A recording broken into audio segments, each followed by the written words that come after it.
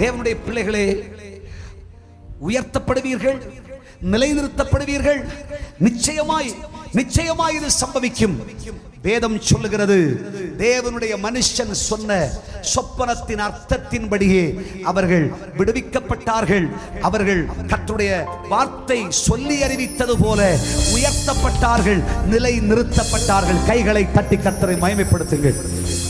இந்த சரித்திரத்தை எல்லாம் வீட்டில் போய் படிச்சு பார்த்து, ஏற்ற காலத்தில் சொன்ன வார்த்தை இன்றைக்கும் பல நேரங்களிலே நம்முடைய வாழ்க்கையிலே கலக்க முகத்தோடு உட்கார்ந்திருக்கிறோம், கஷ்டமுகத்தோடு உட்கார்ந்திருக்கிறோம்.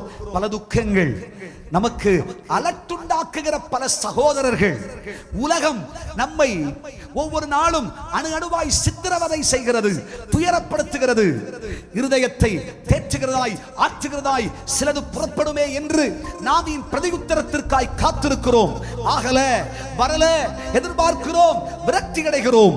இன்றைக்கு கர்த்தராகிய தேவன் இந்த ஆராதனையிலே உங்களை கொண்டு வந்திருக்கிறார் என்று சொன்னால், கலக்கமடைந்து போயிருக்கிற கர்த்தருடைய பிள்ளையே, நோவடைந்திருக்கிற ஆத்துமாவே, இன்றைக்கு சஞ்சலமடைந்து வந்திருக்கிற கர்த்தருடைய பிள்ளையே, இனி உனக்கு கலக்கம் இல்லை, உனக்கு வேதனை இல்லை, உனக்கு சஞ்சலங்கள் இல்லை, நீ துயரப்பட வேண்டிய அவசியம் இல்லை. கர்த்தருடைய ஆவியானவர் இப்பொழுது உனக்கு சொல்லுகிறார், உன்னை கர்த்தர் உயர்த்த போகிறார், கர்த்தர் உன்னை கனம் பண்ண போகிறார், கர்த்தர் உன்னை மேன்மைப்படுத்த போகிறார். உன் தலையை கர்த்தர் எண்ணெயால் அபிஷேகம் பண்ணுவார்.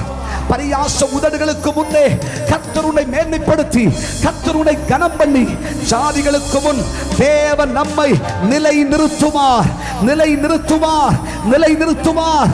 மீண்டும் இழந்து போன நன்மையை கர்த்தர் திருப்பி நமக்கு தருவார். இழந்து போன மேன்மைகளை, ஆசீர்வாதங்களை, கனத்தை கர்த்தர் உங்களுக்கு கருளுவார். விசுவாசிக்கிறவர்களுக்கு சகலமுமாக